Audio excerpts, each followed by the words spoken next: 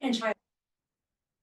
And so that is, no matter if you live here, you live in Seattle, you live in wherever you live, like those are pretty much the top three needs across our nation. And so I say that not as discouragement, but to say that that's probably not going anywhere for a little while until we can figure out how do we start to help people at the root cause of what's going on in their life. If you think back to maybe your grandparents, or maybe for some of you, your great grandparents, they probably had 2, 3 jobs to make ends meet. Maybe it was, we said, oh, there was just one person working outside the home, but that person probably had 2 or 3 jobs, or they were farmers and everybody had a job, right? And so now we're looking at a generational cycle where I should be able to sustain myself on 40 hours. And that's all. And we're not really there as a nation. We're definitely not there as a community. Wages are low, as you know. They're growing, but they're low. And so, you know, a gallon of milk is like $5. And so that is basically 30 minutes of a wage. Almost, right? After taxes. And so when you start to think about that, how many hours does that create? So it's not just those without jobs or those on disability or those on social security, kind of across the board. And so livable wages right now are not super livable here in our community. We know that. So what are we doing about it? Or how do we start to focus on how do we meet these needs? I know your food pantry, you've probably seen more and more families coming instead of the decrease. And at one point, you probably thought, whoever started the food pantry thought, oh, if we do food, like we'll eventually work ourselves out of a job. And it's just ramping up, right? So tonight we're going to talk a little bit. I want to hear from you all. What do you guys want to know? What are some of the struggles that you're seeing?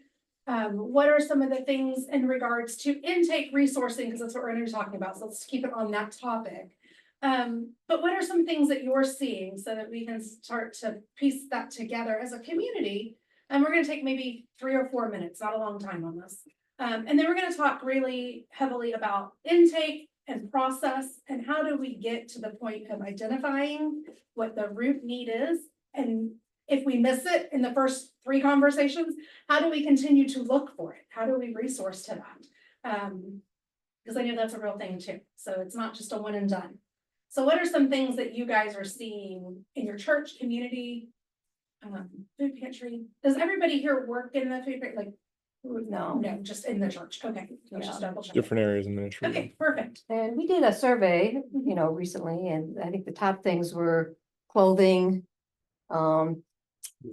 school supplies, baby supplies, counseling, and like grandparents raising grandkids type stuff. So those were the main things that people said in the survey.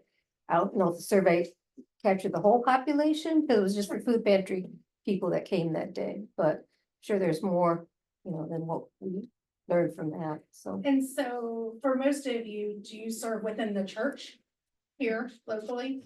I'm assuming.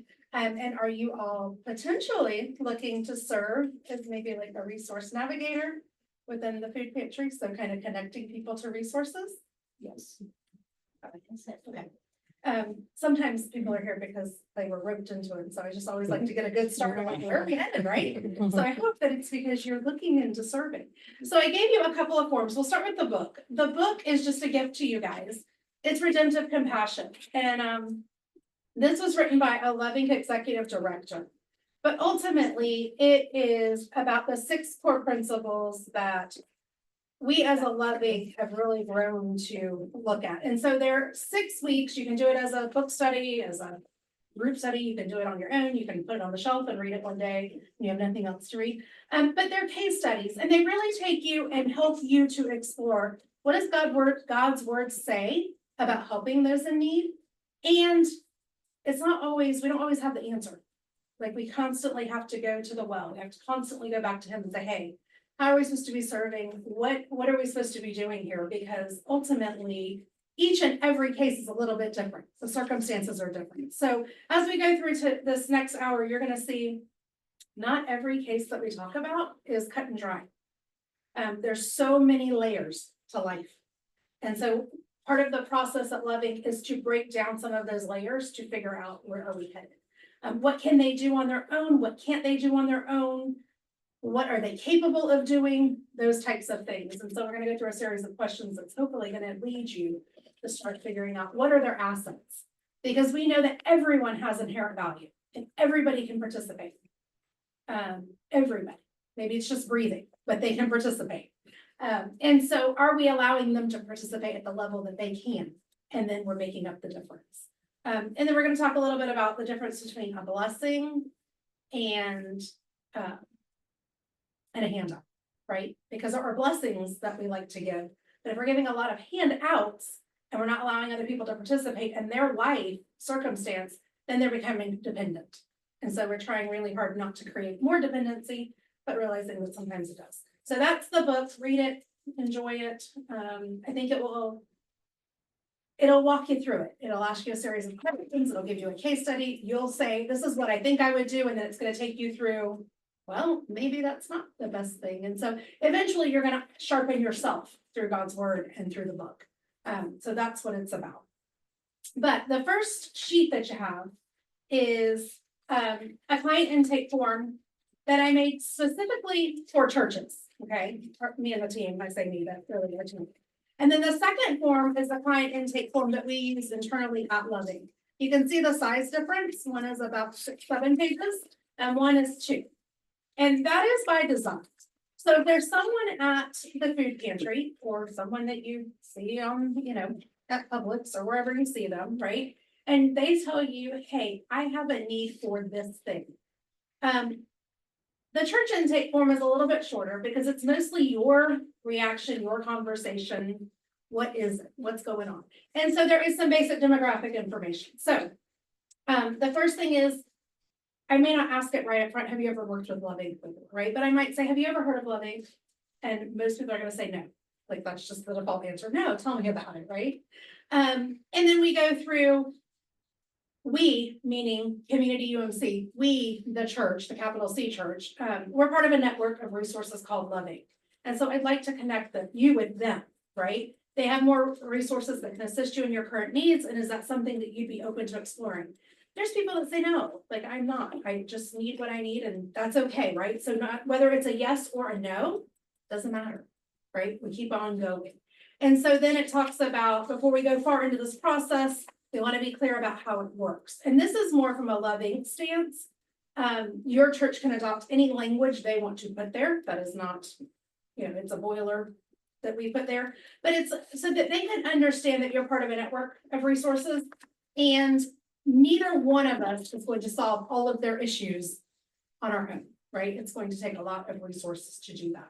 And then the part C is part of the process at Loving is we do talk to a family or a friend or one of each, whoever they give us, it's self-selected. So if Ben's going to give me people, he's going to give me people that know him. But he's also going to give me his best foot forward, right? So he's not going to give me the friend who's going to throw him under the bus. He's going to give me the person that is going to speak highly of him most of the time. And every once in a while, I shouldn't say every once in a while, most of the time, because Ben's friend really wants him to get the help he needs, they're probably going to eventually tell us the truth. Like, hey, Ben is struggling. And I'm picking on Ben, but Ben is struggling. And this is what would really change his life. And so he came for food, but what they're saying is he's about to be evicted. So give him food, yes. But he also needs childcare. He needs transportation. He needs. And I say, Ben, is that true? He goes, yeah, but I really just came for food today because that's what I thought you could give me. And we hear that over and over and over. I thought that's what you could give me. So that's the thing that I told you about, right? So when you're talking about resources and conversation, it's a lot of open-ended questions. And so depending on what their request is who we might call for a reference. We're not going to, come on in, grab a form. We're not going to call everybody under the sun and talk about Ben's case, but if it is appropriate that he would like to get a better job or he needs a job, we may be talking to a previous employer, like what happened. And this is all with his permission. So nothing we do is behind closed door, like it's behind closed doors, but it's not behind your closed doors. You know that we're going to be doing these things. All right. And then from there, it's just some basic information that you may have in the food pantry already. And then there's some things you may not have. Like, for instance, you might already know what their address is, but you don't maybe know if they're married or who else lives in that household. And that becomes pretty important when you're looking for some of these resources. Some resources only serve single men. Some resources only serve single men who have an addiction. Some services only serve single women, on and on and on. So it's important that you kind of know who the dynamic is. Otherwise, you're chasing a resource and you think it sounds really good, only to find out that it's a debt. And I will say that the resources we're going to talk about in this area, they're pretty specific. We don't have a lot of resources in the area that are just like a blanket resource, I would say, beyond churches who will discern whether or not they will help out their benevolence fund and say, like Loving, we are the only one that says the story matters more than the thing we're about to do. Okay, but most places have their specific niche and that's it. And very rarely do they navigate away from that. So that is why it's there. Do you attend a local church? This is, again, not to shame them. We don't care whether or not they attend a local church right now, we receive help. But it is important because if they do, and they're being honest, their church might have resources they don't know about. And we do like to, with their permission, bring their church alongside it. Maybe they just started going there. Maybe they are embarrassed to ask their church, but we can bridge the gap and say, hey, can we talk to the pastor? We might know the pastor, we might not know the pastor. But it's a great way to get to know whoever that benevolence team is and say, hey. And then down here where it says who referred you, obviously we put your church's name because if it's a referral Loving, it's always going to be you guys referring them. So that's on there. So then flip the page over. Oh, the last one, it's a little bit sensitive, but it's the last four of their social. If they're not asking for like utility assistance, or they're not asking for something that we would need that for, we skip it. So anything that you feel like is irrelevant, we wouldn't need to know, we skip it. We don't ask every single person just for the sake of asking. So think about that when you're talking, and you might not need it today when you're talking to them, but maybe 6 months from now, you're talking to them again about something and it comes up and you're gonna need to ask it then. So whatever is appropriate, always. Then on the back side, okay, it's just a disclaimer. The more information we receive from you, the easier it will be to determine how we can best walk with you through this time. Could you tell me more about what is happening in your life right now? Or what has taken place to lead you to this point? And then you're quiet. You're gonna let them talk. Now, you're not gonna let them talk for the next 45 minutes, right?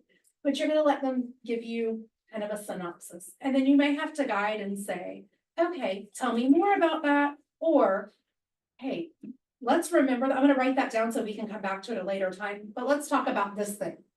Because what you're really trying to get out of them without point blank being like, why are you here? Is what is it? How did you get to this place? Because that's gonna tell you something about how long it's been going on. It's gonna tell you about what resources they've used along the way, right? So sometimes, and this is a great one in our community, our house burned down, right? Sounds tragic. It is tragic, right? And then we say, so tell me about how long ago that was. 7 years ago. And we go, oh, because our minds immediately go to, if your house burned down, that happened yesterday. My car broke down. That happened yesterday, or it happened today, right? We don't go back 7 years or 8 years in our mind and say, oh, they are still talking about it, right? And we go, oh, that must have been recent. And when we start to ask that little clarification question, so tell me when that was. Oh, that was 12 years ago. Okay.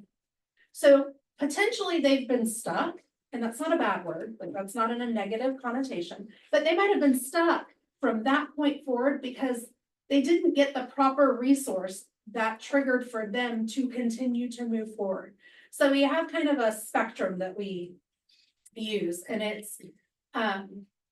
it's relief, right? And so relief would be like there's a disaster, right?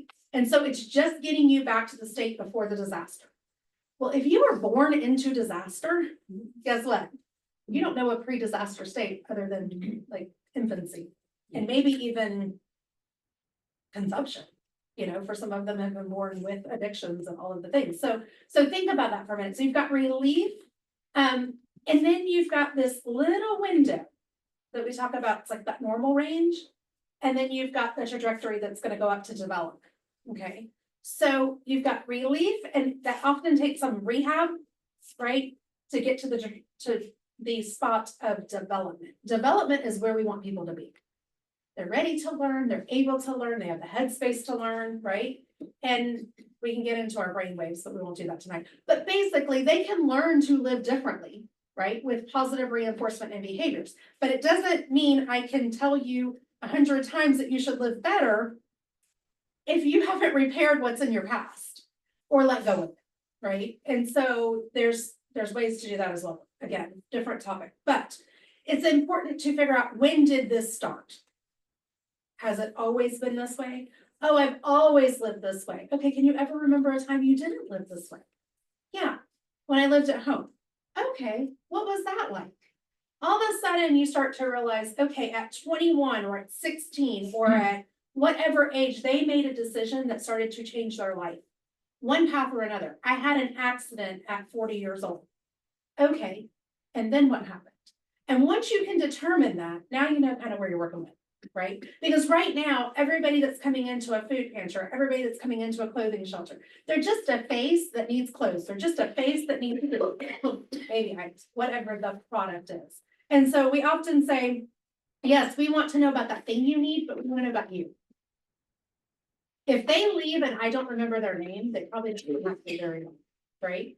And so, and I say that, some people don't have great response, like headspace for a bunch of names, but we're not asking you to know everybody, we're asking you to know your people. So if one at a time is what you need to do, because that's who you can remember, like pick the one and stick with it till you got them down, because they're going to not become necessarily, I use the term a best friend, but they're going to become one of my best friends in the end. Because when I start to know them and I start to pray for them and I start to serve them and resource with them, right? I'm gonna have to know some stuff about them. Now, I don't need to take them home to live with me. So when we're talking about resources, let's set some healthy boundaries. We don't take them to live with us. If you meet them at the food pantry and you're resourcing with them, unless it's appropriate and you guys can determine when that is, we're not giving them your cell phone. If you didn't think they would call you at 3 a.m., they will. So if we always say at Loving, if you give them your number, you're responsible for that, because they are going to call you. Don't call me and say, Dana, they called me at 3 a.m. because they're going to call you at 3 a.m. I can promise you at some point. And it's not because they're in the emergency room or they've been in an auto accident. It's because I was thinking tonight that I might need my electric paid tomorrow. And you're like, can you call me during the day tomorrow? Well, I was just thinking about it right now, so I thought I'd call you, right? So don't assume that everybody keeps the same hours you keep, or, you know, goes to bed when you go to bed. The best thing is meet them here. Talk with them here. When you're here, say, hey, I will be here again next whatever. I would be happy to see you again then. When you set up healthy boundaries, you guys will be successful in those resourcing. When you let them tear you down, all of a sudden, everybody will be calling Ben and pastor and say, I can't do this. No, you can, you just gotta learn you can't give too much information about you. The other thing is use your life experience, but keep it somewhat in the beginning generic, because if they get your name and their phone number, guess what? They're gonna use it. You know, we never give them where we live and all the things. Now, 10 years from now, and you're still resourcing with the same person, it's possible that you have become friends. And that's a different relationship, right? But don't start out with, hey, if you need anything, call me, because you will be sorry.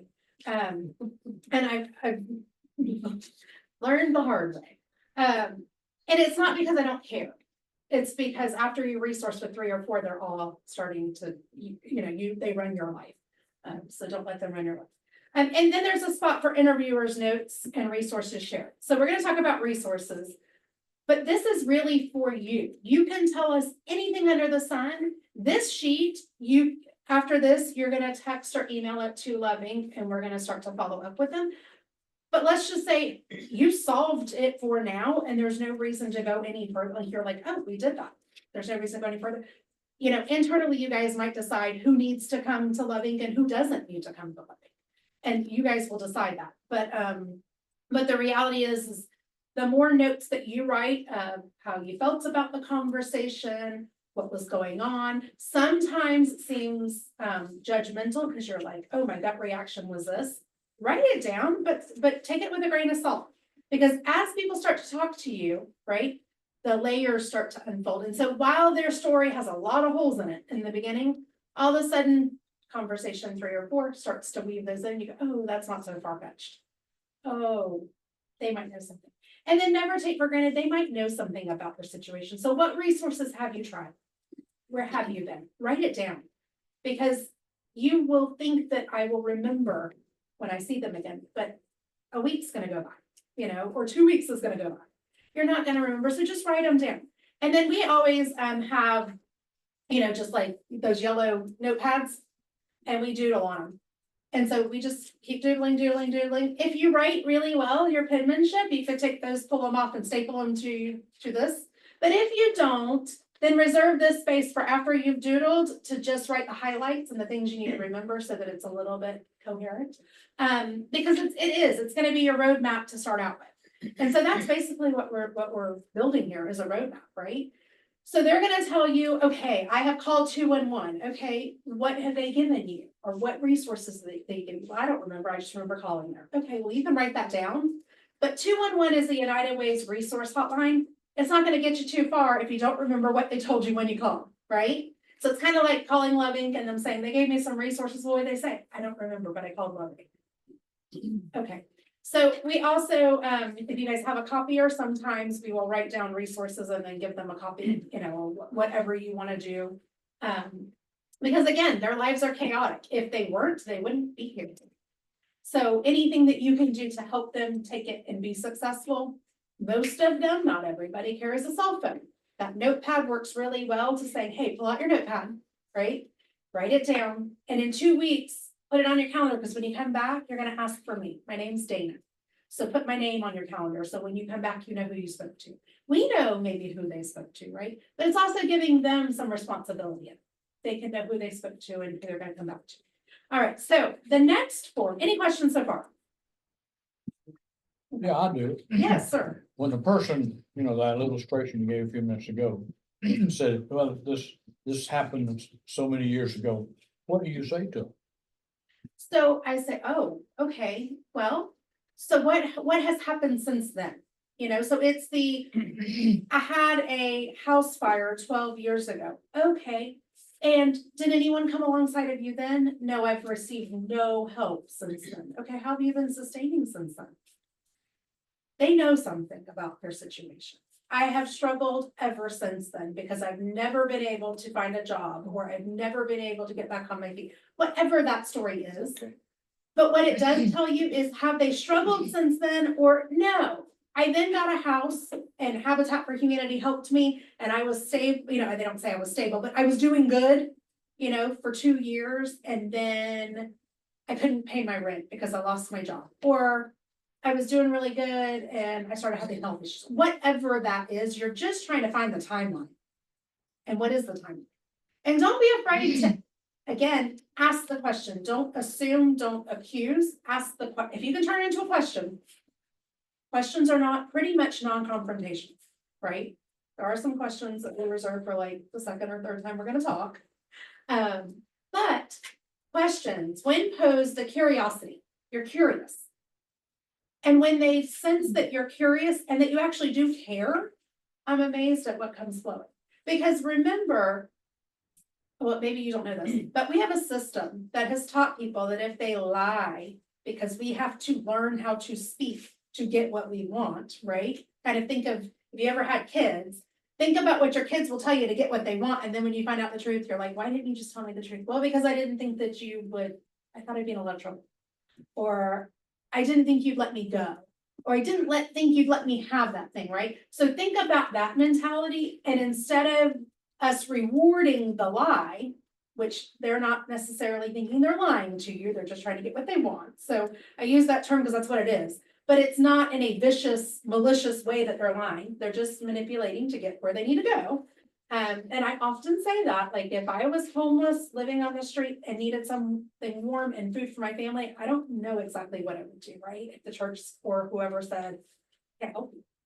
I cannot sit here and tell you I would not go steal something from the Jiffy store to feed my family. So I also try to put myself in those shoes and say, okay, don't pretend like we are holier than thou and we would just do these things. Let's get down to the nitty-gritty. You probably all have had to survive something. You're a survivor, so you do what you had to do. Now, you might ethically and legally and morally know it's wrong. But when you're faced with your starving child, all of a sudden, those boundaries get a little blurred. So be curious, be curious. And as you're curious, they start to go, hey, they care about my story. They care about me. They want to know about me. And don't get me wrong, I mean, we've had people that we can see that they have need and we start to talk to them about their need and they use every word in the book and they throw, basically throw the book at you. Know at some point, if you're serving, it could happen. It probably will happen. Just know why you're there to serve and who you're there to serve and understand that it is how they've gotten results. So when you don't react to that, all of a sudden they go, wait a minute, they didn't throw me out, they didn't kick me out. They're gonna love me anyway. And we all say, because God loved us first, like that's the only reason why I can sit here and let you, Now, I'm not suggesting that I like your choice language. I'm not suggesting that, I'm gonna sit here every week for this, but are you done with it's the 3-year-old temper tantrum. Are you done? Okay, can we move forward? Let's not do that again. And I'm amazed at how they start to respect that because they're overloaded. They're overloaded. And you might be the first person that's ever said, hey, I care about you. I care about you. I care about your story. I want to find you help and resources. Let's go on this journey. And we never promise them. Don't say, oh, we can fix that. Oh, I've got this thing that's going to happen for you. Because what you might find out is that they've been to that resource, they've used it 6 or 7 or 8 times, and that's no longer a resource till the new year comes around. So sometimes it's talking about, wow, you have used all these resources. Let's talk about that, right? That's a lot of assistance throughout the year. And so, yeah, we're kind of in a rock and a hard place, but God's not forsaken us yet. Like we're going to figure it out. But the more honest you are with me, the better off we are, right? Because you're also going to realize, man, I'm looking up these resources, I'm researching, and here we are. So if they'll tell you up front, you save some time and effort as well, to actually getting to the bottom of it. So anyway, so the loving intake, like I said, is about 6 pages. When you call us, we're not going to ask you all 6 pages, like rapid fire, like tell me this, and this. But it is here because eventually, as we build a case file, we pretty much get to almost every topic in here at some point. And so at the church level, we're just kind of starting, right? And as you build relationship, and we might decide that like, hey, you're at Community UMC, we've done these first steps, and in 6 months, like we're ready to do another layer. That is very possible, right? We're able to do this, okay? But we're just adding the layers. So even if every time they come, you grab one of these, and the first time you ask this information on the front page, but after that, you just put their name on it and you're just adding to their case notes, that's fine. We're constantly in the office building this. As you send things, we're adding to it. So maybe this time they're calling about a financial need, the next time they're calling about a food need, they're calling about just different things, transportation, whatever. We're just constantly building a file. And I think about it is a relationship, and relationships have layers. You didn't go on your first dinner date or lunch date or walk through the park and know everything about the person, right? So we're not going to know everything about them either, but that's okay. But we are eventually going to go about living arrangements. Who lives in the household? How many households live in the household? How many families live there? Is it safe? Is it inhabitable? I'm amazed at how many people are living in condemned homes right now. But at the flip side, where are they gonna go? So it's not as if it's like, oh, we gotta get you out of there today, because the reality is affordable housing isn't super affordable. So also be careful, like when we're thinking about these things, you can write it down. I don't think they should be living there. But be cautious to tell them they gotta move, because once people step in, it's really hard. And I would also caution you to say, when we're doing resourcing, if you suspect, I'm just gonna put this disclaimer, just like anything, if you suspect child abuse, you suspect, any type of abuse, like talk to them or talk to whoever that lead is, bring them into the conversation. I'm never gonna tell you not to call the authorities if you feel like that is what you have to do. But I am gonna say, get some discernment, get some perspective, figure out like, is it now? Is it something that, and you don't have to go deep into that. I'm not asking you to like be a super sleuth and decide.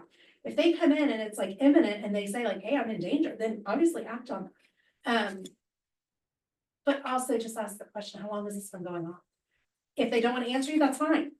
You need to get an authority that can answer that question. But if they say, yes, but he moved back to New York and I've been, he left 3 weeks ago to New York and these bruises are healing.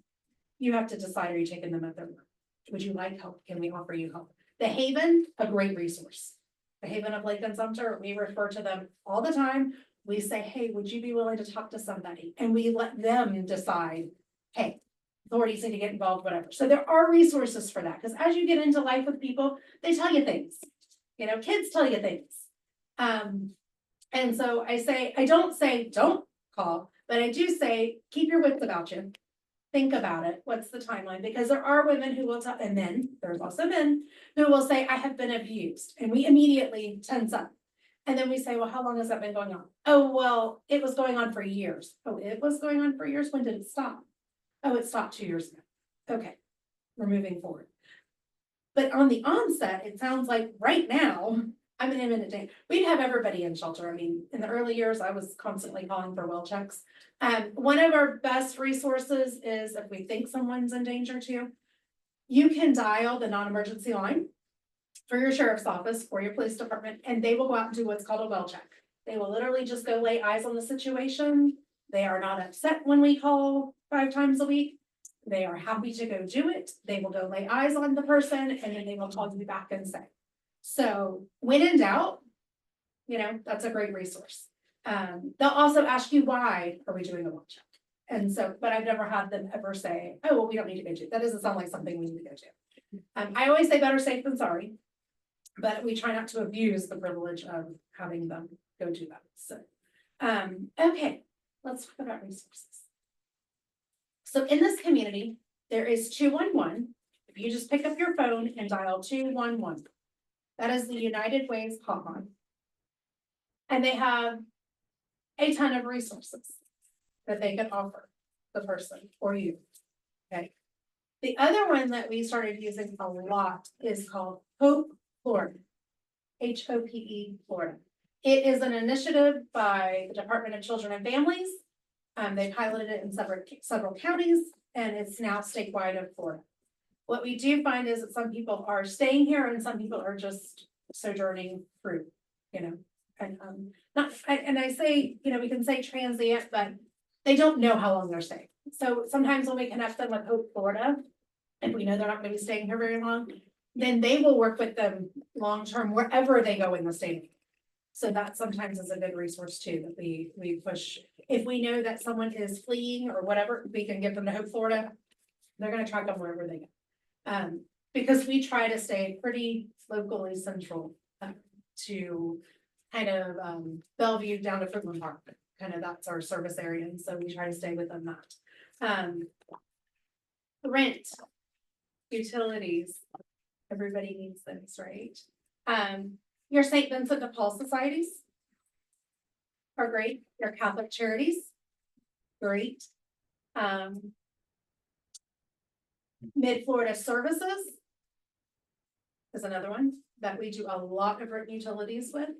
And I'm going to share, I'll share with Michelle, and she can share it with you all. We do have a resource guide, and so we could sit here all night and talk about individual resources, but those are probably your top 5 that you will use over and over and over. But I'll share with Michelle, we have a resource guide. It's an Excel spreadsheet. Is anybody not familiar with Excel?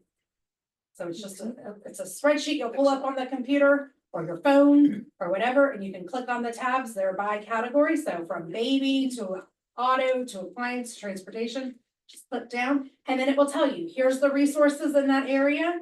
Here's what they kind of do. Here's their phone number. Here's their address. How do you get a hold of them, right? Some are you can walk in, some are call me, some are make an appointment. We do have a community action. And that is funded by Duke Energy, Seco. That is their community action. So basically they have a pooled fund that they then pour into the community. You get that energy bill, you pay it, and a portion goes to that fund. And then they turn those funds into those who need help. They're a great resource when they have funding. But I have found that in the last year and a half, if you call them and it's usually the first of the month. If you call them on the first of the month by noon, they're out of money for the whole entire month. They have met their quota. So while years ago, they were great because if somebody came in and said, my electric's about to be cut off and it's $2,000, they were like, boom, that's who we were calling, they were taken care of. That resource is really, really limited. If you have more than probably 3 kids, you're not getting through their system in a timely enough manner. And so we said, well, what about the ones with 5 and 6 kids? Well, they're not gonna get through their system timely enough before the funds run out. Because they literally start calling at 9 AM and by like 9:05, sometimes that phone line is shut off. They only take so many applicants and they accumulate the money. And then somewhere around the 25th of the month, they open up again for a couple of hours because if those people didn't qualify, they'll reopen it on the 25th to spend that money this month. So think about winning the lottery. I'm not saying don't try them as a resource. We still keep trying. But just know that it's not you. It's them, not us. They don't have the capacity and the bandwidth for the amount of requests they're getting. And as we go through and we start to see our community in this predicament, we have been pleading with churches to increase their benevolence fund. Because we know that the church has resources. And if we can pull those together, then we can create our own network of when people need their rent paid or utilities. And it's legit, right? We're not trying to be your monthly savior. But if you really have fallen on hard times, let's see what we can do. So there's 3 levels for that too, right? 3 levels of kind of poverty. There's situational poverty. So that is like, I had a car accident, I had a medical issue. It is temporary. Sometimes that temporary situation, especially in an economy like this, is a little more prolonged. So we would say, okay, if we're working, I missed work for 30 days, I'm working again. But the bridge between that 30-day gap and the medical bills or whatever expenses I had, I'm gonna be 2 years catching up. And so I'm always gonna be behind. If we can influx X amount of dollars and bring them back to square one, we've just taken them with a little bit of relief and got them back to development again. That is where we do focus a lot of our rent and utility money is there, right? It's that quick kind of bounce back and they're on their way. We don't have anyone right now that funds every month I'm behind. It's just not there. So that really is gonna be the Catholic churches, some churches intermittently. And it really comes down to their story when we're talking about resourcing. That's why that story is so important. Because if we can connect with a resource with their story that is a little bit different than every story they're hearing, you have a better chance of getting that funding.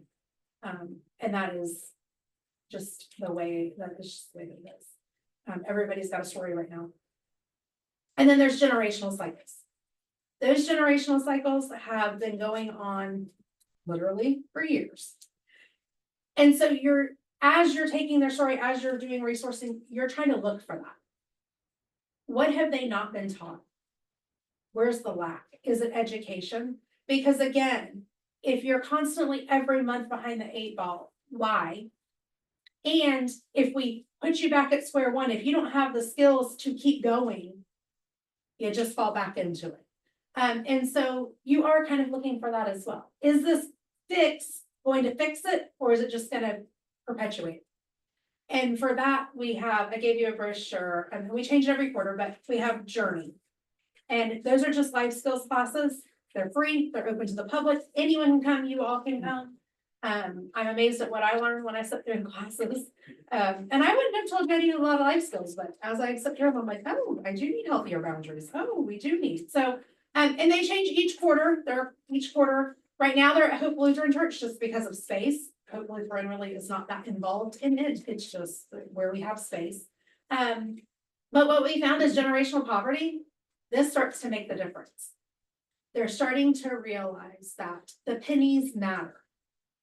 And they really do, especially in this economy. The pennies absolutely matter.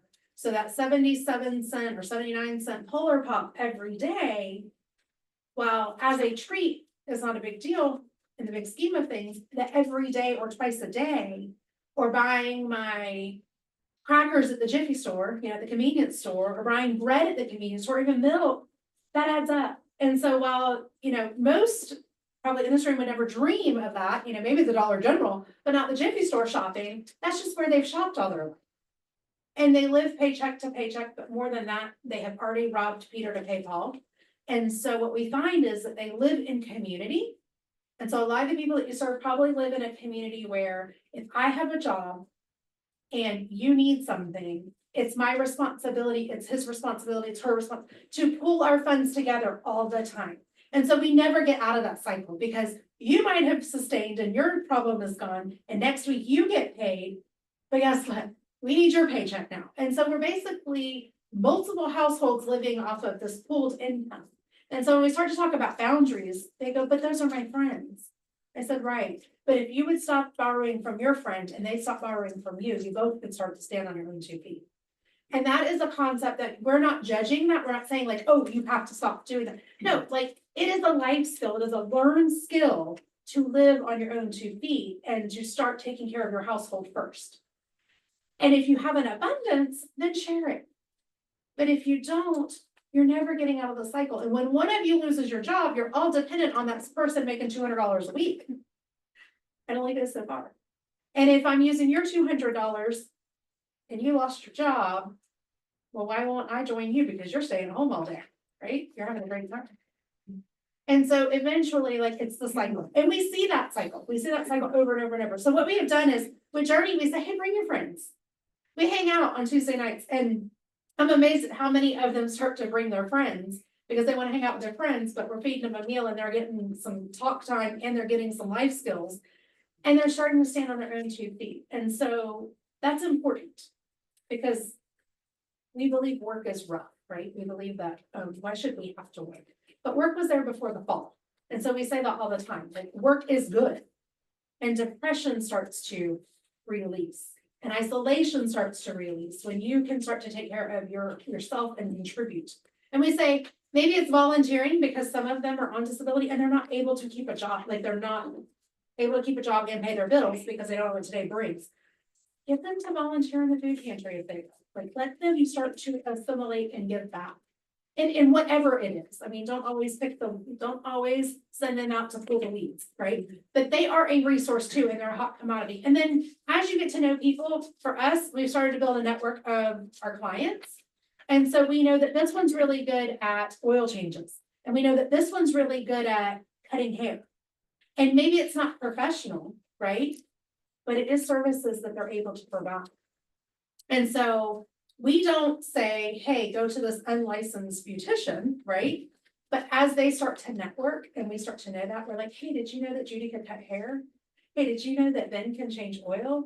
And so then all of a sudden Ben's like, hey, I'll change your oil if you'll get the oil and pay me $10, right? And before you know it, he's changing 5 or 6 oils. And so that starts to help him feel a little bit more confident in his community and the network. So don't discount that the resources are only coming from the outside, like they're richly inside what you're doing. We've had, and again, you have to use your brain about it, but childcare is a huge problem because we have a lot of single moms, a lot of single parents, grandparents. They can't hold a job and be there after school and all the things. So amongst themselves, and we do not bat a blind eye to it. So if we see that there is not a good fit, we are not shy about saying, hey, that's not going to be a good fit. He cannot watch your children. There's a reason that he can't be alone with children. Like, he's not, or she, or whatever it is. So we do know, as we get to know them, we get to know more about their backgrounds. So think about those resources too, because they are rich with resource. Sometimes they're moving. And we've had them say, hey, I'm moving next Friday. And a pile of them say, well, we can come help you move. What time? I get off work at 6 or I go to work at 8. Can you be up at 6 so we can come move you in the morning? And I'm like, oh. Because we're always thinking they're asking us. And they're not always asking. I mean, they're asking us, but really they're asking the crowd. So again, know your people before you offer it though. Don't just say, oh, you said you could change the oil and the next thing you know, this car's running dry. Have a truck. We're running it out, right? So it'll take a while before you start to know your people. But as you know your people, and you see who's responsible and who's not real responsible, right? Don't let the irresponsible person change the oil. But as you see the responsibility. And it's usually something someone else says about them, not necessarily the thing that they tell us they do really well, right? So if I said, tell me something that Ben does really well, what would you say? I put him on the spot. He cares. He will help anybody at the drop of a hat. Okay, all right. So he has a gift of like compassion and. Yes, indeed. Attention, I okay. can do air conditioning for this example. Okay. Yeah, I've got a background in air conditioning. It's good to know, write that down, you'll mark. Write that down. And also with your resourcing, that brings up a really good point. Ben knows ACs. Everybody that needs an AC repair, don't offer his name. You No. might write it down and you might say, hey, Ben, this is Mhm, something you might want to take a look at.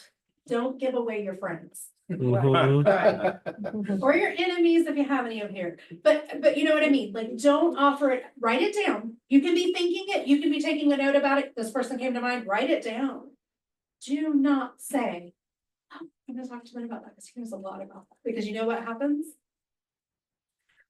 Ben's gonna get 99 calls at the church office because everybody in the neighborhood's AC's out, right? And so, and again, it's not ill-willed.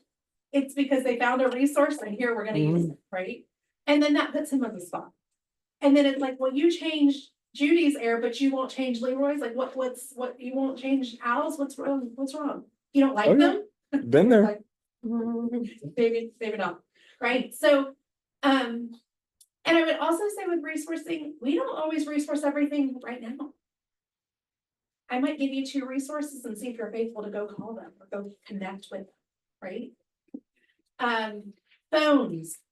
If they're on a prepaid phone, realize that you might be on hold for 20 minutes. So something we have done is partner, when we have partner churches and we know that you're on a limited cell phone, we say, go to the church.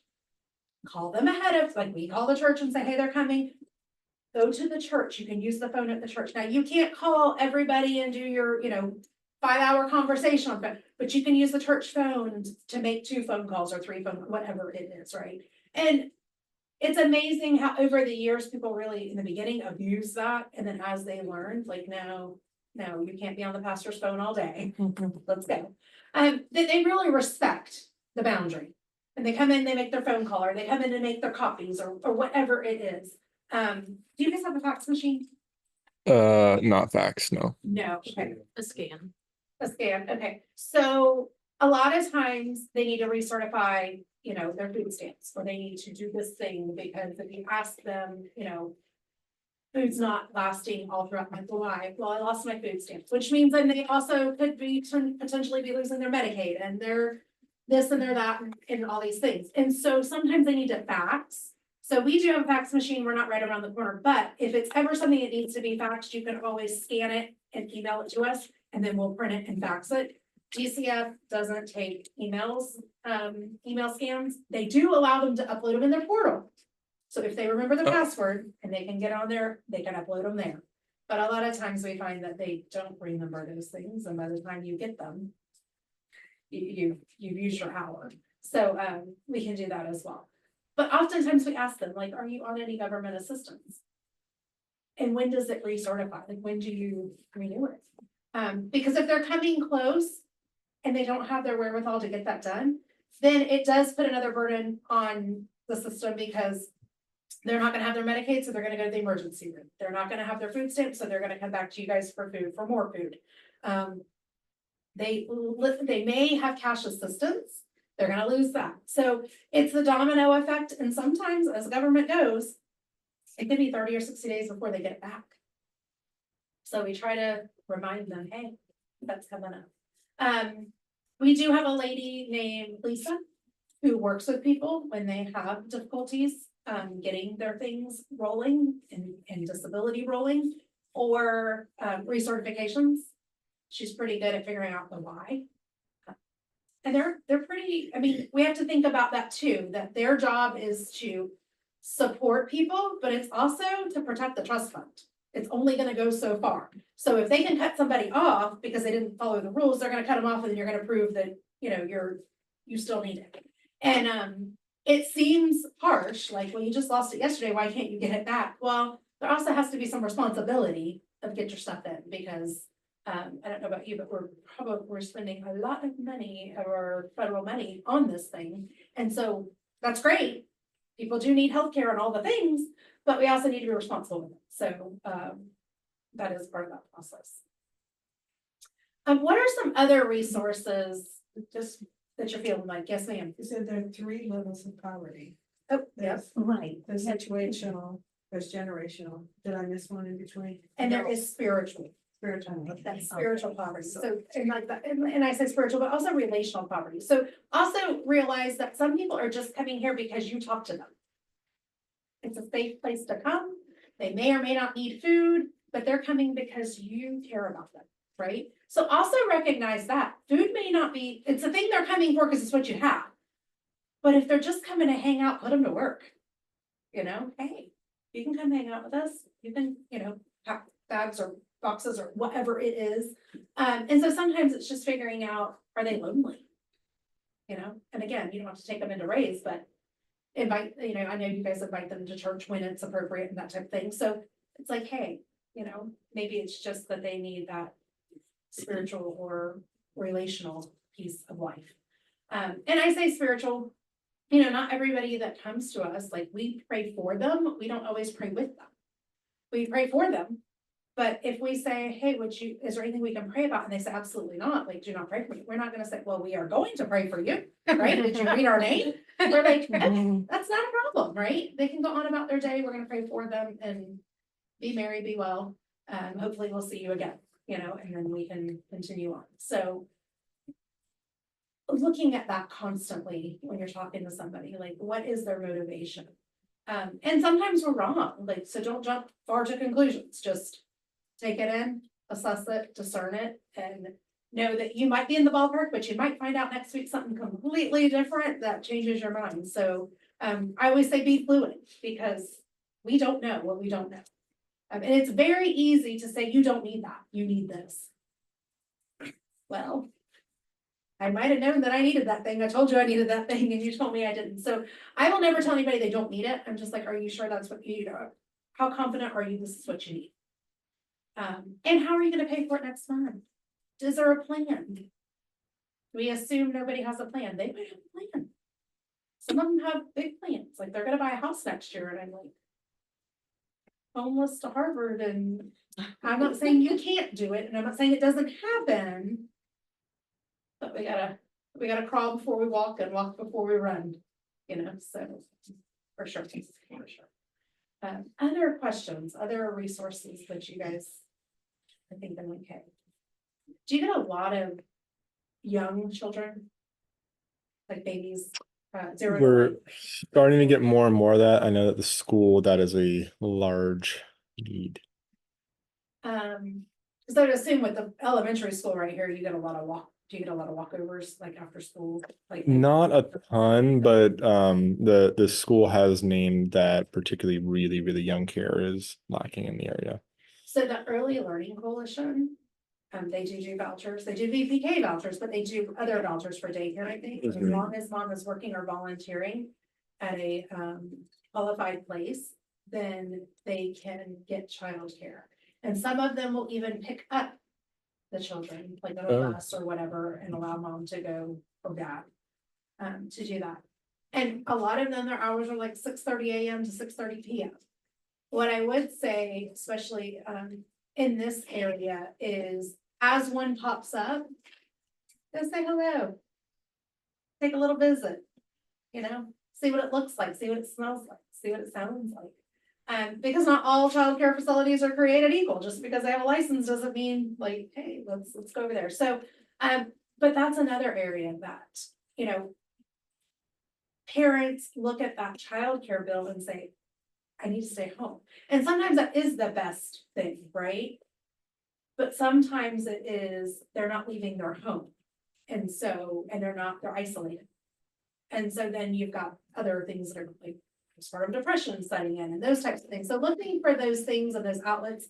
And the more that they can come onto your campus, the more that they can get engaged, obviously the better.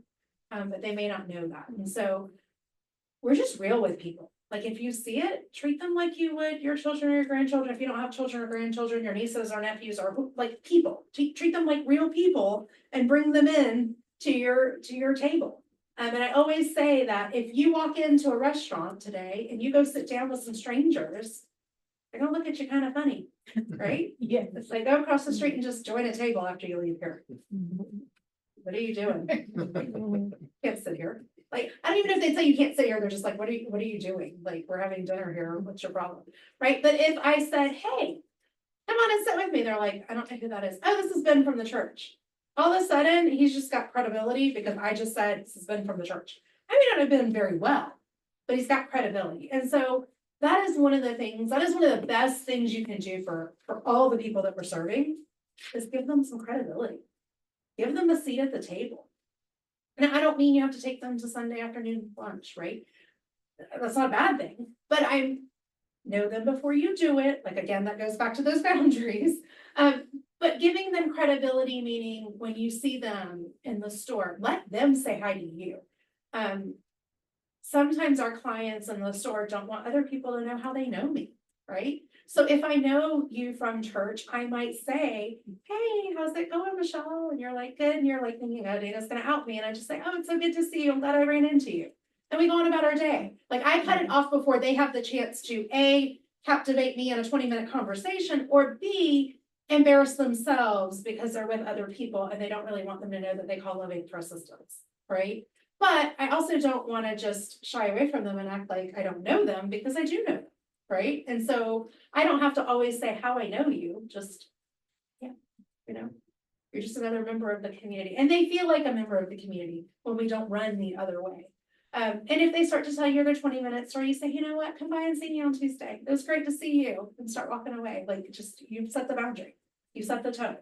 Because you are going to start to see people more and more probably in this community. As you start to know them more, you're going to start to run into them. It's just the way it is. You don't ever see a white Prius when you don't own one, and all of a sudden you own one and there's 1,000 of them, right? Mhm. So it's the same thing. You're gonna notice them everywhere and just keep it casual, keep it professional and say hello. So,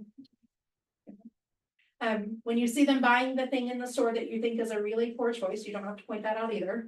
It just keep on going. Keep on going about your day. You don't know whose money they're spending or what you see the car. I'm sure at the food pantry, you guys see this a lot where they drive up in the car. Then you're not sure whose car, whose car is it? We assume that it's their white Cadillac. But in reality, it might be the neighbors, or it might be their grandparents, or it might have been an inheritance, or they might have just lost their job and lost everything, and that's all they have left. So trying not to prejudge, whatever the circumstances are. Because if you don't have transportation, pretty dead in the water. We do have bikes available, so when we're talking about resources, we do have bikes available. We give out quite a few bikes. I know that everybody wants a car, but cars require insurance, cars require gas, cars require maintenance. Bikes require a little bit of maintenance, but they can get you pretty far. So, What about bus passes? I know there was a bus. so the Lake County Transit Yeah. does go a lot of places. It's generally between $1 and $2 per ride, depending on where you're going. They do have limited capacity as far as it's usually medical, groceries, and employment is their top three. They usually get to medical and groceries.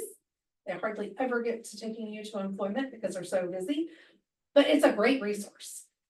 I've hopped on the bus just to ride it, just to check it out kind of thing. And it's not bad at all.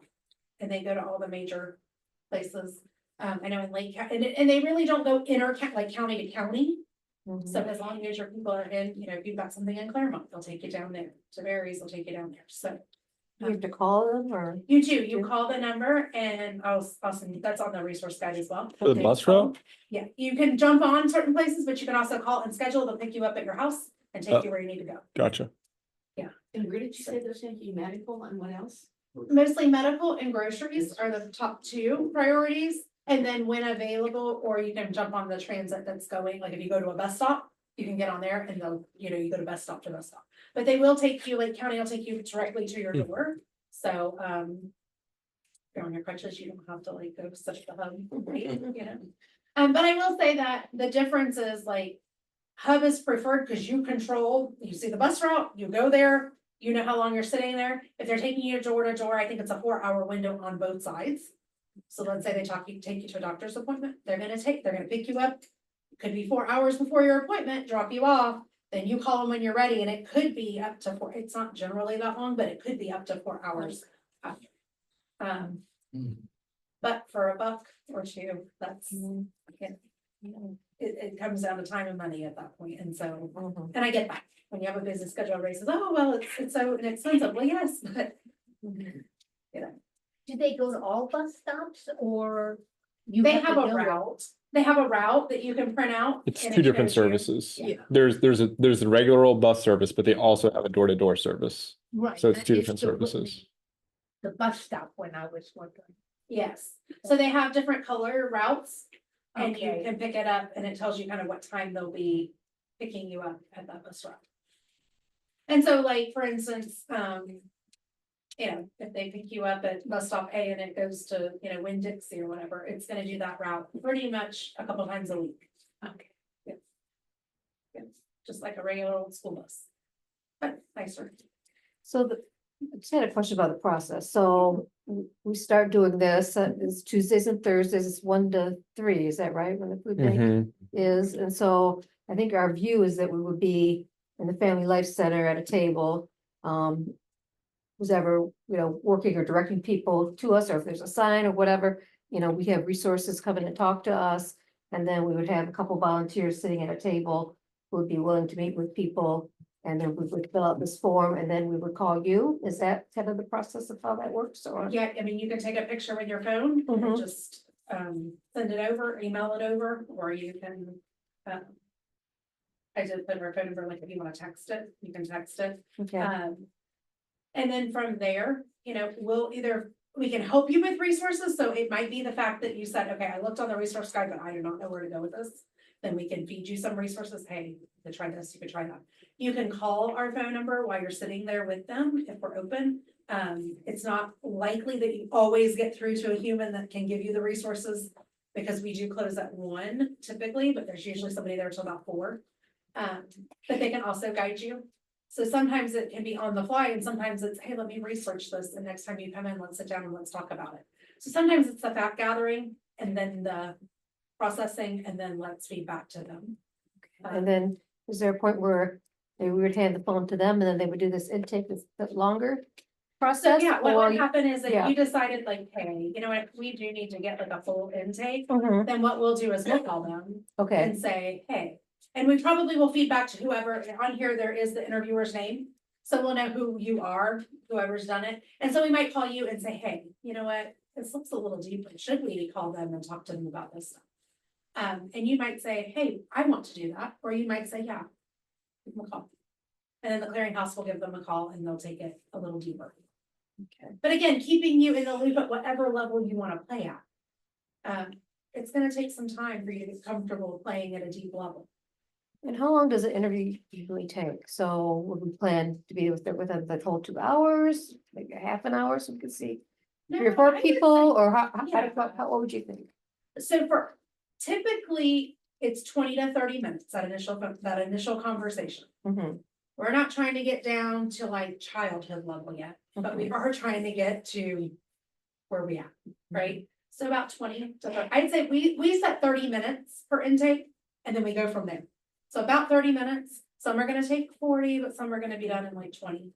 And some people know exactly, like they have a plan, they just need the resources to get to the plan. So, but don't take that for granted either, because just because I walked in with a plan doesn't mean it's a great plan. I would have a plan. And what if we only, as a volunteer, we come once a month, Mhm. and so this person needs resources, they come the next week. They shouldn't have to start over again with the same person, so where would so is there a place where we keep this information at, or how? So yeah, Yeah. I mean, if you guys have, even just like a locking file cabinet or something, you know what I mean? Like we just, Mhm. I would start out with just filing these sheets alphabetically. There's a Okay. place for their name here, Because when we first start, we just go like this until you call back, because otherwise we have a bunch of file folders that have one sheet of paper in them, so it's like a waste. So we just put them in the file this way alphabetically, and then when you come in, we can pull your file, we start stapling them together, and then at some point, when we get like a full intake, then you kind of get a file and all of that. But ultimately, there are lovings that they just have this, and they just keep stapling and just keeps getting bigger, and it's A, B, C, D, you know, all the way through, and they build it as. So every time they come in, we would like just update this sheet kind of thing. Yeah, you can just grab it and Okay. going with the conversation. Okay. And as we go back and forth too, you know, there might be layers that we're like, hey, if you know, we will give you suggestions, like, hey, you might want to ask this, or you might want to explore this, or.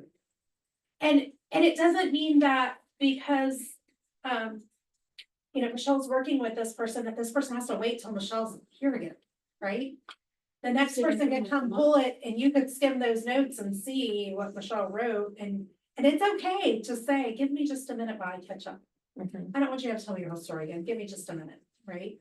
And somebody might say, well, I can give you the highlights, okay, right, whatever's natural. If their packet is 32 pages long, I probably read here, I probably go somewhere in here, and I probably go somewhere back here, right, to get a good start. And then what is it that we're talking about today, right? And so if you, as you grow too, and you know that person's coming back, like, leave those notes. Leave those notes. Somebody might work that case in between. Right, they're trying to figure out the resources, so maybe that's not the exact same person every single time too. So it's just whatever you guys decide, Mhm. somebody will have to, kind of keep it moving forward, and that's where Loving can play a role. We do have, not to digress, and I don't want to keep you guys on it, we do have a computer system that we use called Cool Focus it's a software, and so we internally, and we could set you guys up with like a user or whatever, we internally, provide tasks. So we like task it to each other. So if I know that I'm working on a case, it's tasked to me, but then you know exactly where they are in the process. And so let's say that I'm working with them, and then I say, hey, Ben, I need resources. And so I task it to Ben, and he gives me the resources. And when he's done, he sends it back, he tasks it back to me. Now I have the answers. But let's say I'm not here today. Then Heather in our office can look at my tasks and say, hey, you know what, here you are, let me pull you up, oh, this was what Dana was gonna talk to you about. So we could, you know, if you guys are, I don't know where we're at with computers, but it's a pretty simple process, and we could set you guys up with that as well. Because then you have the resources, you have everything like in one database, Mhm. and you can see your history. Right. So, that's kind of where we go when we get it, is it all goes into the system, and we can share that information, because otherwise it might be 6 or 8 months. And then I have to remember what we talked about. I might remember you, but I don't necessarily remember the whole conversation, right? Yeah. So, I'm but just it feels thinking, like I do, you because don't I want can read it. you don't want to duplicate services either. So if they've made an agreement with one person is gonna get them, help them with food stamps or something, you don't want to be, you know, coming in and trying to duplicate the same process. So I think it has to be kind of clear in there what, you know, what's gonna happen with that person, what the timeline is and all of that information. So we can always call each other, you know, what's going on with the food stamp situation and give them an update. And Yeah. that kind of thing. So ultimately, you know, starting out, it'll be this form, and then you guys can decide like, hey, and you might all play at a different level. Not everybody in our clearinghouse plays at a deep level.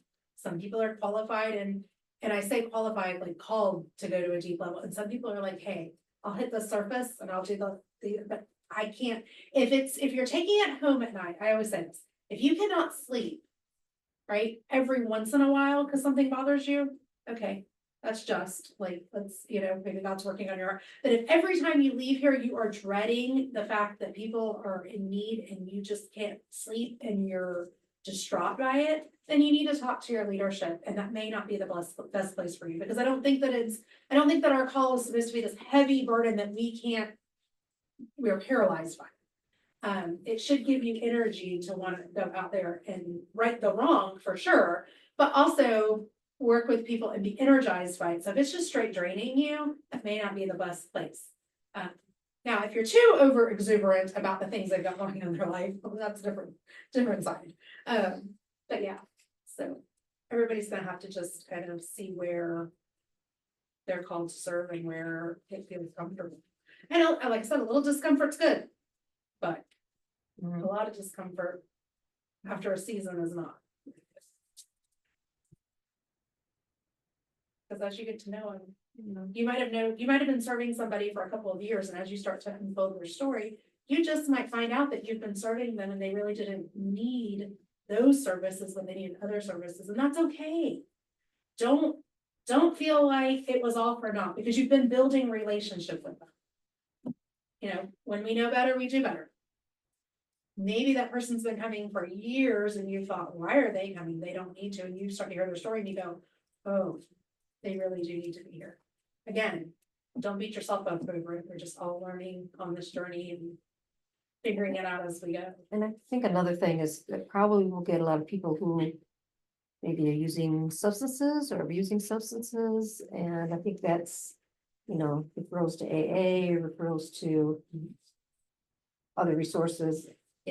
Salvation Army used to do something, I don't know if They they still do, but do, yeah. there's NAAA, there's, a lot of, Celebrate Recovery.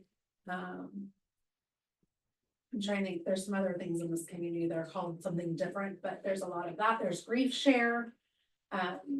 Again, just figuring out where people are. It could be a death that happened years ago, but they've just never processed and metabolized through it. Like, so Grief Share might come up and you just say, hey, if you're interested in some support, if you'd like to learn how to start to heal, Mhm. and that's all you can offer.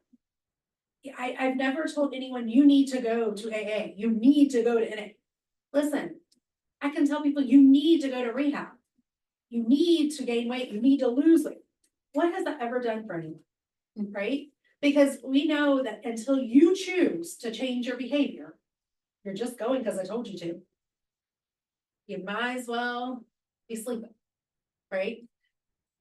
If you let God work, eventually, if that is what is meant to happen, and I think for everybody it is, at some level, like they start to come to that conclusion on their own. You just plant and water seeds. Don't be hasty for the harvest. And I'm someone who would rather pick the harvest, well, until I have to pick for about 30 minutes, I'm like, well, this is tiring, right? Plant seeds, water seeds, let God grow them. And then when it's time to harvest, it will fall off the vine and you can go pick it up, or maybe you'll pluck it right before them, but it's like, just let it. Because otherwise, we get so busy doing stuff, we turn around and all the fruit is rotting on the ground. Because we decided we're gonna deal with all of this, all of this vineyard at one time, and it's like, we can't. Just be faithful in what He's given you, whatever that is. And you will see substance abuse. I mean, I sure you will, right? And so, again, it's not, when we're resourcing that, it's, are they even on a level that they recognize that it's a problem? Maybe not.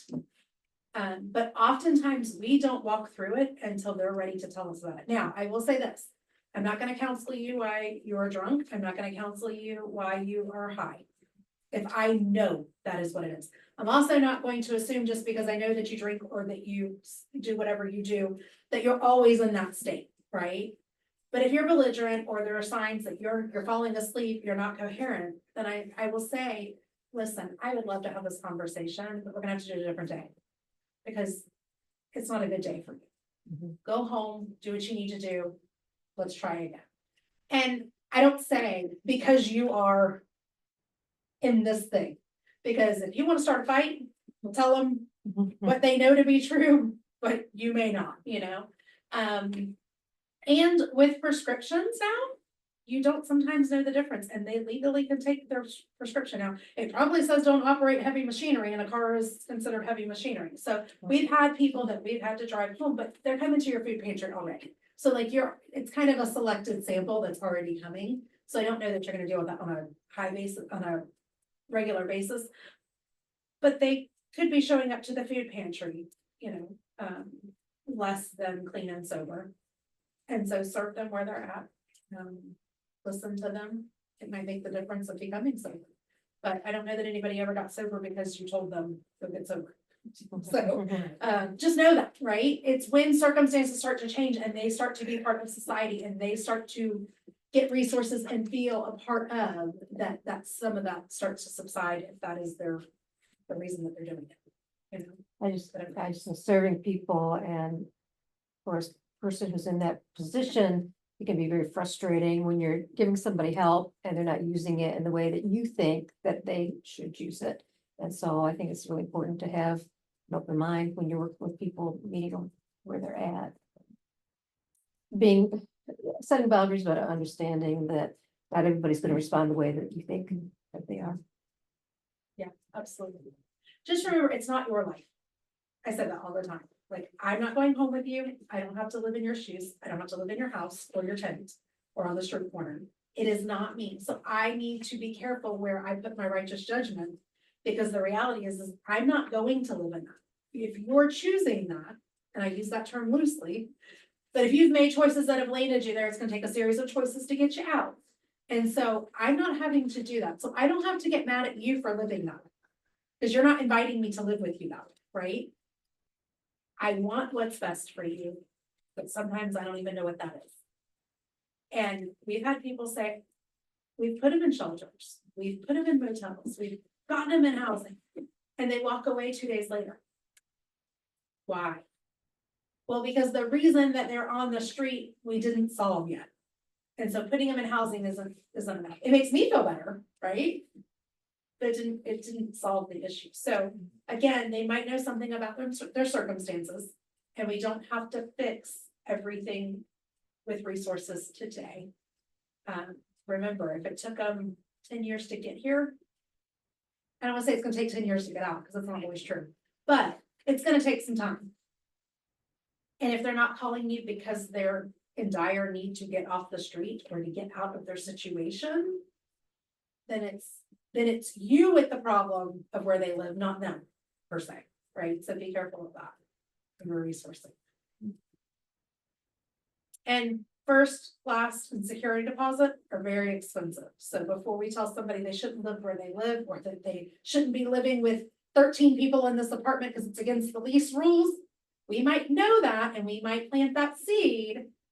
But when they come to you and say, can we have first class security, and that's about $3,000-4,000, and we don't have it to do over and over and over, all of a sudden their living situation isn't set up. So just be, like, again, when you're resourcing, there's a lot of responsibility. I don't say that overly, you guys are smart people. But just think about the things that are gonna come out of your mouth, like, are important and they do hold weight. And they do at some level look at you like you're the expert, whether you feel qualified or not. You're from the outside, so they're expecting you to be able to solve it. So when you ask them what they know about it, all of a sudden, why are you asking me? But I'll tell you, there's a dynamic switch when you ask them. Because it's our life, so ask them, you know, so. All right, well, I don't want to keep you guys all night, so, there's any other comments or questions or things that I can send you, I will send you the resources, the resource guide. Is there a list of like guided questions or that help us to fill, to get more information? You guys have any kind of like, here's some questions you can ask? You, really good job. Yes, we do. We do. Yeah. Yes. I had a question for the group. Do people feel we need to meet maybe again next week or talk about this and process and how you're feeling about this whole thing? And I'm just wondering, get some feedback from people. Are you feeling ready to start? Are you feeling like we need to talk some more about it as a group and how all that would work, or? Probably meet and talk about it some more. I think so. Yeah. Dana, Yes, so you said that once you have your, your a whole bunch of pages here, you can see that somebody should be on Journey. Mhm. And you choose that, right? Well, and they ask for it. And the only place they can go is Hope Lutheran. right now it's just a hope, we All right. hope. In the future that we'll maybe have multiple sites, so this may lead into, as you get kind of a, a critical mass of people that you're realizing like, hey, they could use this class. It might start, I'm not planning, I'm not saying it will, so don't hold into it, right? Like, cool, we gotta go do this. But maybe, you know, it's one class that gets started here that is just, maybe it's a financial class, or maybe it's a firming potential, and it's just a one-off class that starts to see. So it can start really small. It's been, we're talking about parenting class, mommy's and me or something. like that. So, and we, I mean, y'all know the neighborhood, we live on Pixie Hill Island, baby. So we don't know the people in the neighborhood. Yeah. But we could. Emotion. So if you guys will all sell your homes and move right here next to the church. Get a tent. In a tent. You can turn this right into. How would that look if there was a class here? Would somebody from Loving come and teach it, or what somebody from the church would teach it? Or how? It just depends on what class you decide that, like, you know, I think as you talk to people, we oftentimes, like in our notes, as we comb through them, we see like they have kids and parenting, like we realize that while we're witnessing them with their kids with them, like their parenting style is sit down, don't touch that. You know, at every turn. And so some of that is just stress, right? How do you cope with your kids asking you over and over and over? And how do you not scream and yell and sit down? But at the same token, so sometimes it's parenting, sometimes we do a head and heart class that's just about wellness, like emotional, spiritual, but like practical things. So you don't know what you don't know. So how do you regulate your breathing? How do you regulate your emotions? How do you calm down? You can't parent while you've got your lid flipped and you're screaming at them. They flip their lid. Now we're all screaming at each. Like, but generationally, that's how we've been parented. So we didn't know that you didn't have to scream and yell to parent. Like, I didn't think you'd ever listen if I wasn't screaming at you. And then we have other parents who just freeze and they don't do anything about their kids are running amok and they're just like, not my problem, right? But their needs, their physical need, their Maslow's hierarchy of need, you know, those things have to be satisfied before they can start. Now, how So- should I parent? So beyond hungry bellies don't have ears. Uh-huh. On that hierarchy of needs these days, I will tell you that like our people, I would have said yes, because we were trying to get them there and then start with the life skills. Mhm. I realize it's this and that. Great. We're not living in a third world country where they don't have access to food or clothing or shelter, right? Mhm. It is often, not always, it is often their choices or their ancestors' choices that have put them where they're at. And we realize it's gonna take education and a series of good choices to bring them out of it. So while we're feeding and we're sheltering and we're clothing them, but we're not teaching them how to fish, they're just staying there and the cycle's revolving. And so it's not the case that we're in South America or in, you know, but it is the case that sometimes our cities look like that, like pockets of our cities look like that. If you went to the tent city, you would say, oh, this does look and feel like we're in a third world country, right? But they have access to information here and they have access to education. But how do we funnel them there? And so when I say that, it's not, that is why on Tuesday night, we feed them. Like before we start class, everyone gets a warm home cooked meal. And they can eat as much as they want. And let me tell you, them kids, you bring a salad out, you would have thought that they would be like, I don't want salad, put some ranch on some lettuce and tomatoes and cucumbers, and they're going to town.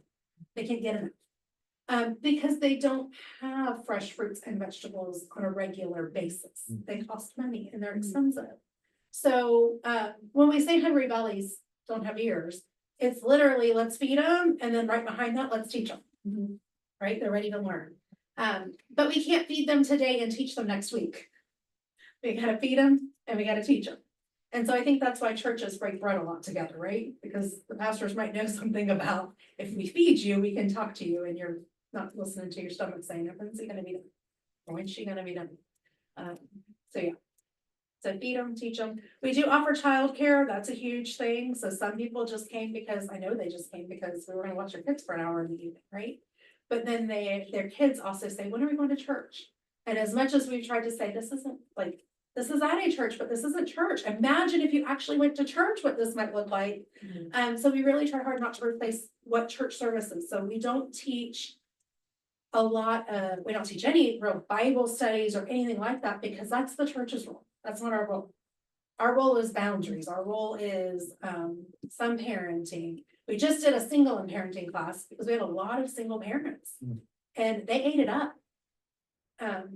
Role playing, like, and it started out with the stresses of that. So it really brought it home that, yeah, we see you in the struggle. We're not discounting that it is hard. And then brought them through. And then faith and finances is all about your finances and how do we get them healthy and whose money is it anyway? We have a work life course. Why is work good? And if people are like, I don't want to work.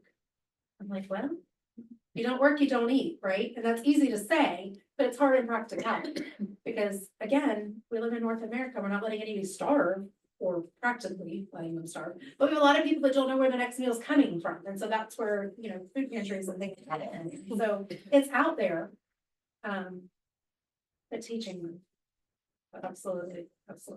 So that could look like a number of things, And I find that journey, like for us, it started with having one class of, whoever would come and just kind of building it up. And then once they start coming, it might look like you have like a 101 class that's here on campus, so they get used to it, and then maybe they do join the larger group. We found that there's something about building community and that iron sharpening iron, even though I would say that all that iron doesn't know Jesus yet. It's amazing how they sharpen each other. And they connect. But it's also healthy because it's about a 1-to-1 volunteer to client ratio. So you have some healthy thinkers in the crowd mixing and mingling, and you wouldn't necessarily know who's who, which is always great too. Because that's what we want. We just want community. We don't want us and them. So. Absolutely. Well, thank you. Thank Appreciate you, it. guys. It's very And like I said, helpful. You guys can do this as a group, you can do it once, it could take you 2 years to do it, doesn't matter. But the case studies are good because as you start to talk to people, you start to say, what's my gut telling me? And then as you read, you go, oh, maybe that wasn't the best. Response to that. But you have a lot of resources here, so use each other. Everybody in here knows something about something, right? We'll take some of these and pass them around and then the extras will keep.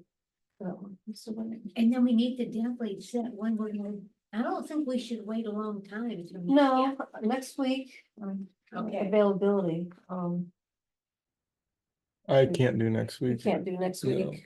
week. My ordination paperwork's due on the 1st, and so I'm slammed. Maybe look at each other. I was. Next week is CYP. Lord have mercy. You have to go in for lunch. I'm so ready. I'm so ready. How would you the protection? An hour. Yeah, just on top of the regular stuff. Yeah. Last time I did it, I took 2 weeks off of work and I did it, and I was like, oh, I could do this and this. And I was like, We have to bring it out. Is he the one we gotta worry about? I think I could do this first, I can't do the third, following week. I don't know if people are available Thank you. Thank you. At 7:30, at 7:30, which day? next Thursday, but you. Oh. Hmm. So. never mind. Y'all can meet with them. Oh, Kelly. Have fun. Um, Just thinking, what about the first, that Tuesday? You can give to them and they can. Is there Night. another day we can? Is that, no, you're all day It's that day. due the 1st, and I will be working on that Up until till midnight. Okay. Gotcha. Yes, he will. If I'm not working on that until midnight, I'm gonna be really, really happy. I'm gonna be really, really happy. So then we're looking, we're supposed to be. No, I'm together gonna be 17th. thinking I missed So something. it's a long time If- to wait yeah. Yeah. To get this started, if that's what we Yeah. need to do. Oh, you need like the implementation team, I was gonna integrate with, the food pantry and. You already got? Yeah, I'll take the rest How of much it. has the food pantry folks been involved in this Right. conversation? Yeah, Done or Who's here that even is? I talked with the Tiedemans and they said we're welcome to talk with folks that are in the line and stuff. But it would be impractical for us to be using one of the food pantry rooms. Yeah, no, I got that. Because of getting in and out. And so we said that we But would, none of the food pantry volunteers are here. Are correct. they not involved or they weren't invited to be involved or the I- plan was that they weren't, it was supposed to They're- be separate people? Yeah, I think they're already They're busy. one of the resources. Yeah, they're already busy. Right. Yeah, and they said obviously the very beginning of the month is, Right. when they're slammed. For example, it's warming up. Where are we gonna do this? You know, Family Life The Center. Family Life Center. So How are we people gonna in there. make sure, how are we gonna have people? We would have over to there have, Tell them to come we or? would probably have to have somebody available to direct people. Yeah, Yeah. because otherwise they won't. Right, they would have to know about it. We'll all be there and they won't come. Right, so you might, to start out, you might have 3 people. Somebody to To direct encourage people, And somebody, yeah, everybody let knows. people know, and then, yeah, And Michelle, just an FYI, yeah. Cindy over at Parks and Rec said that they would put on their Facebook page anything you want them to put there. So Okay, they'll help advertise if you wanted to. oh, that's great.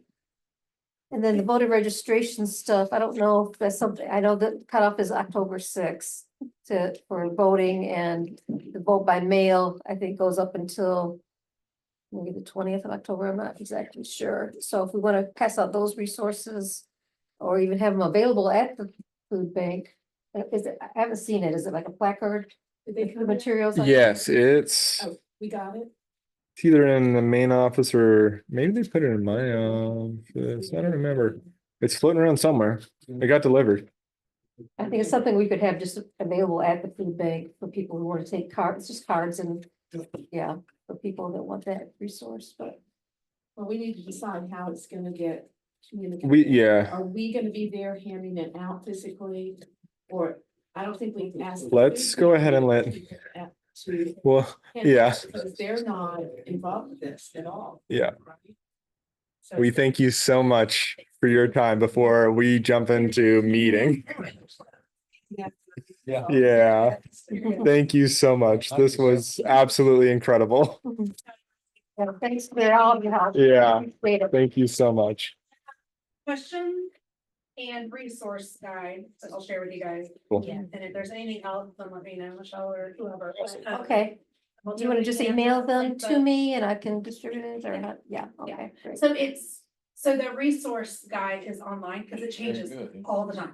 Perfect. So the best place for you guys to access it is online, if you guys have a laptop Yep. or whatever, or your phone. Because, yeah, they update it every time they call somewhere. If it's changed, you get a live update. If you call somewhere and it's changed, you get to put it in. You get to change it. So, it's a live breathing document. We Great. used to print it and then 2 weeks later, we can print it again. Are you directionally challenged? Would you like for me to walk you out? Oh, no, I can get out. Thank you. I wouldn't know. I'll I keep wouldn't- this stuff with you guys. I would So get. there's extra intake forms if you have anybody else that you wanna share Okay. with or here's your. I'm gonna walk out with you anyway, because I would be lost. Yeah. It's- Dana, it's wonderful for you to be here. When you come to volunteer.